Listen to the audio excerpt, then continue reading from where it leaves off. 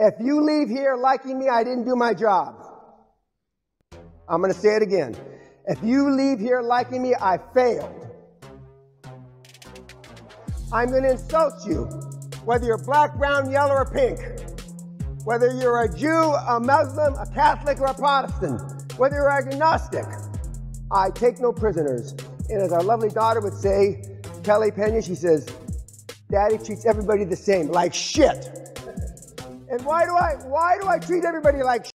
And why have I been so fucking successful over these 25 years? Because it works. And the reason you're here, you snowflake, is because nobody treated you like shit. Tough love works. You fucking weenies. Tough love works. I'm the alpha male father you never had. Most of you should have never been born. You should have rolled down the inside of your fat mama's leg. But that's why you're here. Because nobody talks to you that way.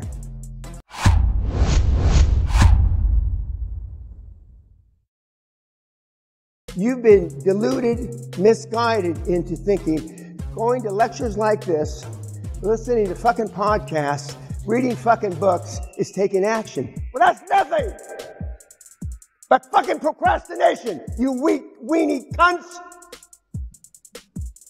Don't you see it? Don't you get it? I don't understand how kids 30 years old can still live at home. Married, with children, and still live at home. Now, I realize there's some ethnicities that live at home forever. Those aside, do you take turns who's gonna fuck? You fuck on Wednesdays and we fuck on Tuesdays? And what if you're married or you're to a moaner or a screamer? Then what the fuck do? You gotta wait till the parents leave the house? What the fuck? Do you realize how ludicrous on the face of that is? I mean, don't you get it? Most of you don't like the way you look. You're too fat. You're too skinny. Your tits aren't big enough. Your tits are too big. Your ass isn't big enough. Your ass is too big. I don't have a six-pack. I got a six-pack. And I can go on and on and on. Self-esteem is built the first 7 or 8 years of life. Who are you with the first 7 or 8 years of life? Mom, maybe dad, an older brother, sister, a grandparent, right? What the fuck do they know about raising anything? What the fuck do they know about building self-esteem? I rest my case. All you've heard till now is that, a big pile of shit.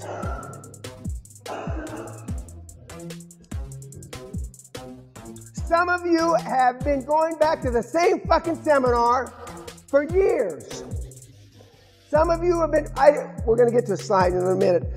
There's 700 books. When I spoke at Oxford a couple years ago, a guy in the front row had told me he read 700 books on personal development. And I made the comment, well, I didn't know there were 700 books on personal development. And the guy 3 or 4 seats down said, what would you rather have?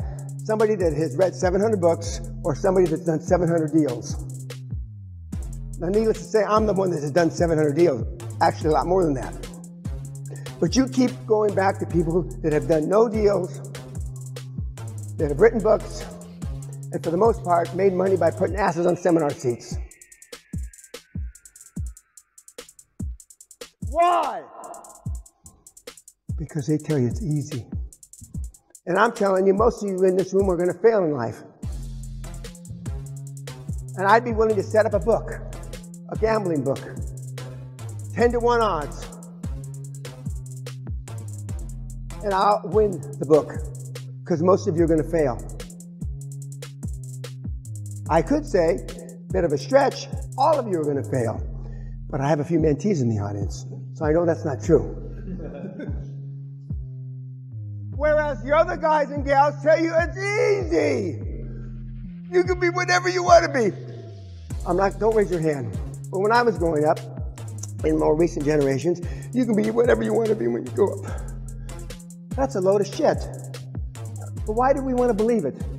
In this country, unless you went to Oxford or Cambridge, the chances of you being motherfucking prime minister are zero. Or pretty close to zero. Right? In America, unless your name is Clinton, Kennedy, or Bush, the odds of you being president are zero. Or pretty close. But then if you couple the Ivy League schools, they're a little better than zero. But why do we want to believe that? Some of you in the audience are fucking ugly. Just flat ass ugly.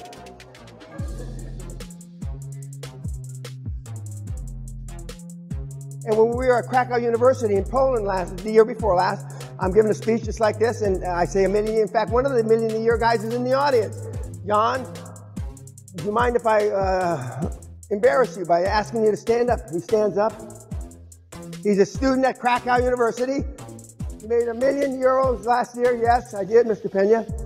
Not one single student in the fucking audience, not one single student in the audience asked how he made the $1 million or went over and talked to him. Not one single fucking student asked him how he made the $1 million or went over and talked to him. What does that say? Volumes. Just like you read all your books, you don't learn anything. It is one thing to study war and another thing to live like warriors. How many have read books about, I'm not going to ask you how many are in self-defense. I'm not going to ask you how many pills and potions. I'm not going to ask you how many are trying to get a six-pack. I'm not going to ask you those questions. But I will say this. You know why a lot of the guys and gals are into that? Because it's easy. You get a six-pack in the fucking kitchen. It's what you eat. There's no correlation between a six-pack and 6% body fat and wealth. In fact, there's a reverse correlation. Most of the meatheads that have muscles are poor. Better you're a fat slob, behemoth, drool, snot rolling out your nose. You got a higher probability of being successful than a six-packer. Now, when we were, again, at Krakow University, we were on the third floor of the physics building, as I recall, and it was real quiet. And there was a sign in Polish. And I asked our guide, why is it so quiet here? I was listening. This is a safe floor. Safe from what? From stress. Are you bullshitting me? What are you talking about? Safe from stress. There is a floor to go to if life becomes too overwhelming. Are you fucking kidding me? No wonder you're all fucked up. Are you fucking kidding me? In the military now, you can't slap and hit and punch people anymore. Now they pull out a card. If the drill instructor is getting too hostile with them, they pull out a card. It's not like this, but a card. That means, leave me alone. I need safe time. Are you do you think that's what's going to happen when the Taliban come in and they chop your fucking head off? You're going to give them a safe card? Do you realize the rest of the world laughs at us? Do you realize the Russians think we're all faggots? Do you realize most of the Eastern Bloc countries think we're faggots? Because we are! We're an embarrassment to humanity.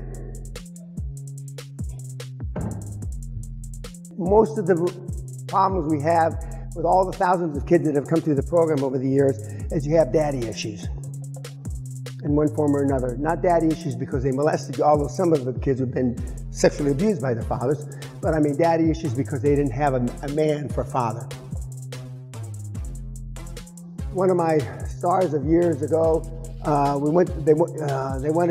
she wanted me to meet her parents. So we drove up in front of the house. I can close my eyes and I can still see it happening.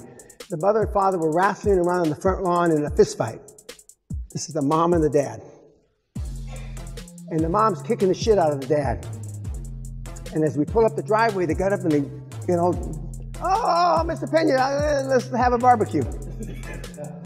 And so I looked at her and I go, I know what you mean now. Well, most of you have just the opposite. Mother bullies the dad, or the dad bullies the mom, or the dad bullies the kids, beats the kids, What kind of role model is that? In your most formative years, you had either a no role model or a poor role model.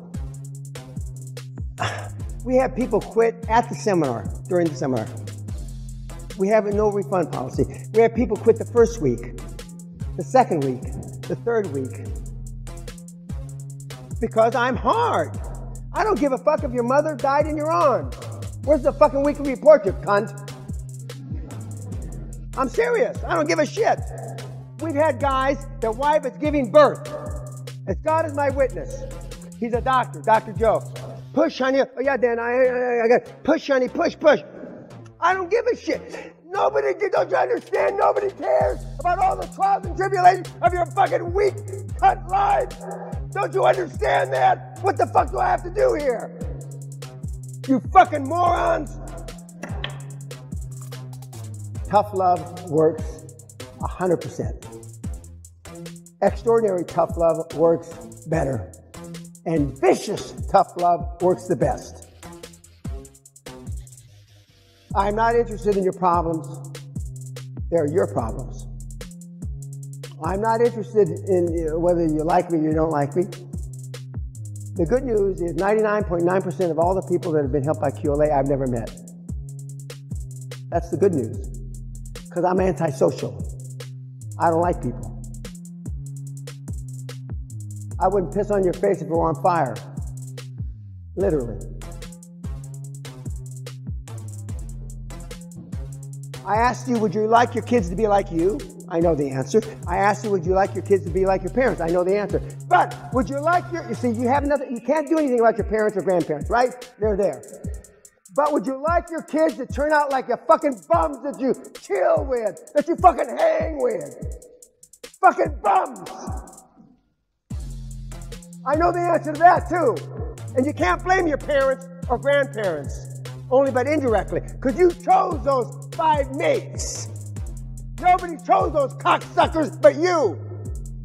And you chose them because you had low self-esteem, no self-confidence whatsoever. And that you can blame your parents for. We ought to just line, this cement wall. We ought to just line all your parents up there. Cut them down like the fucking dogs that they are.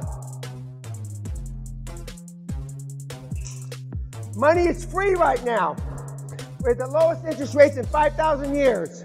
What are you going to tell your grandchildren? What are you going to tell your children 20, 25 years from now?